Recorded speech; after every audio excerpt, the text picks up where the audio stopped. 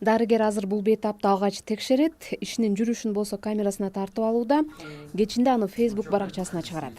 Бүт эле жерде мындай жамандаган врачтар начар, врачтар неме деген, бирок баары эле чын эмес.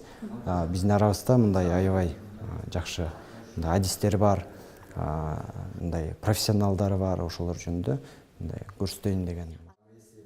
Оорукананын күнүмдүк жашоосун видеого тартып, социалдык тармактарга коюу менен микрохирург Элизар Токтоназаров азыркы медицинанын жалаң жакшы тарабын көрсөтүү аракетинде. Мен тарткан сүрөт видеодо политика жок болуш керек. Жакшы болуш аста-аста, жаман болуш бир паста. Ошондой да. Мен ошол жакшы тараптарын мындай постоянно эле күнүгө эле тартып көрсөтө турган, ошол менин максатым да. Жетекчиликке кайрылып жатып, Чаканда болсо студиясына мына ушундай техникалык жабдууларды коюп алган. Тарта башташ үчүн эмне керек? Мына момундай диктофон алабыз. Жөнөкөй эле диктофон. Мындай губка керек.